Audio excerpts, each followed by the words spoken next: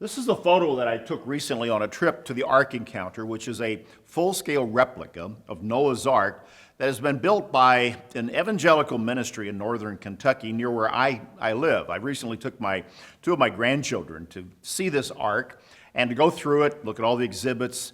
It is an impressive sight. You drive up to it on a bus that they take you, and here is a full-scale replica of the ark that is described in the book of Genesis, built by Noah at the command of God prior to God sending a flood upon the world. As I said, it was a very interesting day that we spent there, and it got me to thinking about exactly what the scriptures do say about the flood, Noah's time, the ark, and all of that story, which is a wonderful story both in the Old Testament, where it is told in Genesis, and the references of Christ and others in the New Testament to that event. In fact, the one comment that I was drawn to was by Jesus Christ in Matthew chapter 24, beginning in verse 36, when he was talking in this major prophecy about the time of the end, of the day and the hour. He said, "No one knows, not even the angels of heaven, but my Father only. But as in the days of Noah were, so also will be the coming of the Son of Man. For as in the days before the flood, they were eating and drinking, marrying and giving in marriage, until the day that Noah entered the ark." So, of course, Jesus puts his seal of authenticity upon the fact that there was a Noah, there was a flood, there was a time of judgment upon the world of that day. When you look back at what Genesis tells us about that, there are several things that we can learn. In fact, it truly is today like those days in Noah. When you go back to Genesis chapter 6 and you read the description of the world that God judged and what was taking place, in verse 5 of Genesis 6, "The Lord saw that the wickedness of man was great in the earth, and that every intent of the thoughts of his heart was only evil continually. And he was sorry that he had made man upon the earth." And then, of course, he said in verse 7, "I will destroy man, whom I have created from the face of the earth, both man and beast, creeping thing and birds of the air, for I am sorry that I have made it. But Noah found grace in the eyes of the Lord." It goes on in verse 11 and says, "The earth was corrupt before God, and the earth was filled with violence." And God looked upon this scene, and this is where he made his decision. When you look at the description of the world at that time, and then you look at our world today, there are a lot of parallels.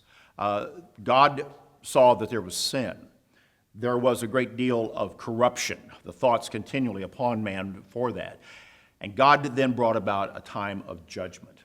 Now, if we just stop there and consider what the description is, Jesus said it will be the same in the days prior to his coming as in the days of Noah, then there is an immediacy, there's an urgency for us to consider that time, our time, the message of the scriptures, and draw some conclusions. You know, we live today in a world that doesn't fear God, as if there's a judgment for actions, no consequences for any moral judgment or actions that people take.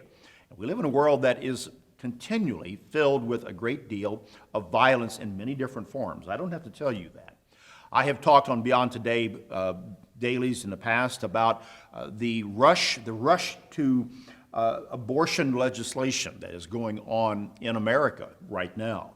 And even in the days that I was visiting the Ark here recently, other states, such as the state of Illinois, enacted a law that allows for the taking of the life of a child even as it is being born, and does not recognize that as a viable life within the womb of the mother for any time during that 9 months. And you think about that, and you think about the mind of legislators, a culture that will sanction that and allow that. And then you compare that with what is described of the time in the days of Noah, of violence and of corruption. And Christ said, it will be the same in the days leading to my appearance, the same as in the days of Noah. It's sobering. It was a good day that I was there at the Ark with my grandchildren. The flowers were out, blue skies, no rain, a very interesting replica and visit and education. But it drew me back to the Bible. And maybe that's a witness.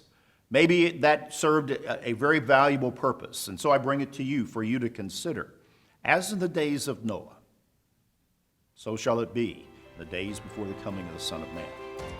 That's B.T. David. Join us next time.